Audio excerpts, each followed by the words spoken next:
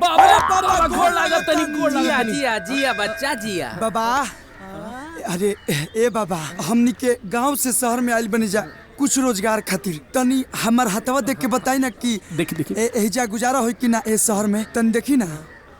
अमंगल भवन मंगल हारी, यही शहर में लक्ष्मी बाड़ी। बेटा बहुत सही सही समय पे तहल एंट्री मरले बाड़ा लो। आ पूरा जीवन यही शहर में काटे के पड़ी। बाबा थोनो के योग बा कि खाली तसला हिली। बेटा बहुत जल्दी तहलो के जीवन में लक्ष्मी के योग बनता। वो लक्ष्मी के भंडार लेके आए।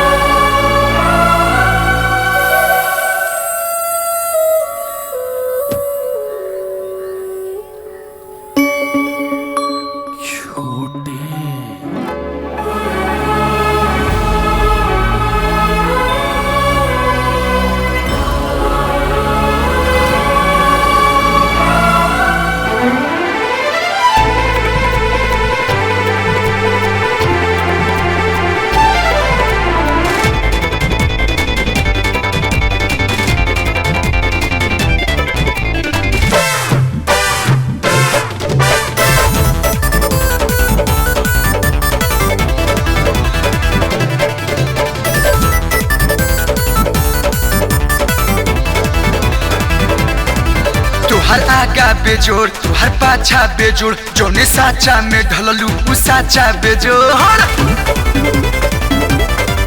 तुहर आगा बेजोड़ तुहर पाछा बेजोड़ जोने साचा में ढललू उ साचा बेजोड़। पियरी मट्टी से गढ़ल बाड़ू तू सवार के। एही से तो रखले बानी ओढ़नी में संभार के। एही से तो रखले बानी ओढ़नी में संभार के। चल हट।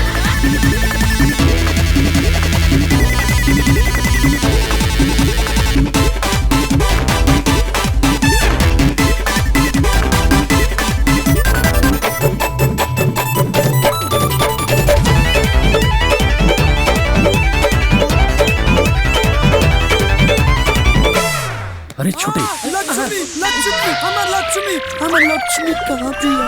पीछे बिया पीछे।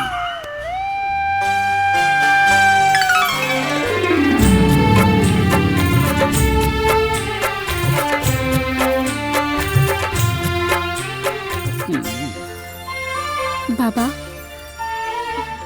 खुश रहा बेटी। ई माता रानी के प्रसाद है।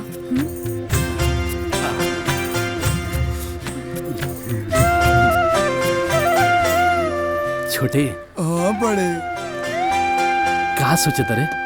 जवन तू सोचत ताड़े। अरे ऊ तो चल गईल। हाँ तो एजा का करता रहा? चलो ओकरा पीछे। ए बच्चा हमार दक्षिणा। दक्षिणा ए, पहले हसीना बाद में तोहर दक्षिणा। चल बड़े। अरे ये तो हमरो से बड़ा चंट बड़ा सन।